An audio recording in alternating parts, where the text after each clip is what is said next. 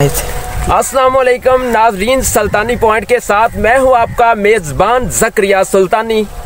और आज के इस इंटरेस्टेबल प्रोग्राम में मैं आपको मिलवाने जा रहा हूं अपने वालिद साहब से, अकरम सुल्तानी से, जो आपको सुनाएंगे क्या पंजाबी कलाम में नात शरीफ और जीतेंगे आपका दिल।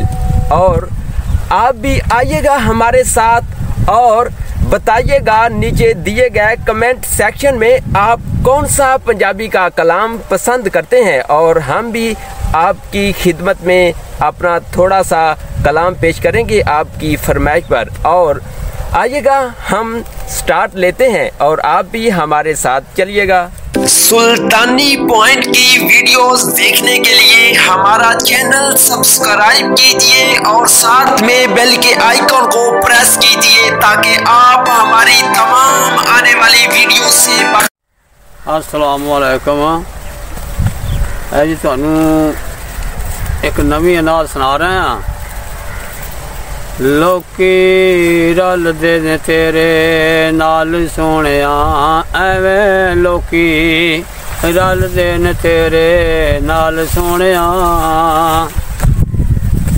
एवें लोकी रलदे ने तेरे नाल सोहणिया। आका किनू जे बुलावे रुख टुर पैंदे ने, आका किनू जे बुलावे रुख टुर पैंदे ने। मुट्ठी विच रोड़े दे दरूद पढ़ लैंदे ने, आका किनू जे बुलावे रुख टुर पैंदे ने। मुट्ठी विच रोड़े दे दरूद पढ़ लैंदे ने।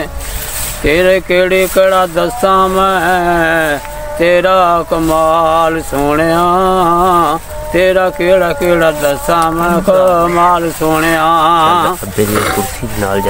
रब ने बनाया तेनू बेमिसाल सोहणिया, तेरा केड़ा केड़ा दस्सां मैं कमाल सोहणिया। भला होवे आका तेरी रहमतां दी अख दा, भला होवे आका तेरी रहमतां दी अख दा। एवें ता गरीबां दा ख्याल कोनी रखदा। माशाअल्लाह माशाअल्लाह। भला होवे आका तेरी रहमतां दी अख दा, एवें ता गरीबां दा ख्याल कोनी रखदा। माशाअल्लाह, कमाल हो गया भाई, कमाल हो गया। तेनू बेमिसाल रब ने बनाया तेनू बेमिसाल। करबला विच सैयद नमाज, करबला विच सैयद नमाज हुसैन ने शहीद किया, ते सौदा घट शहीदा तोलिया नी। सीने लाल चमन ते कलमा उस जबान चो बोलिया नी। सीने लाल चमन कलमा उस जबान जो बोलिया नी। अली दियां लाला ने तां कीती मेहरबानियां, अली दियां लाला ने तां कीती मेहरबानियां। उन्हां दियां कीतियां हुण मैथों भुल नहीं जानियां।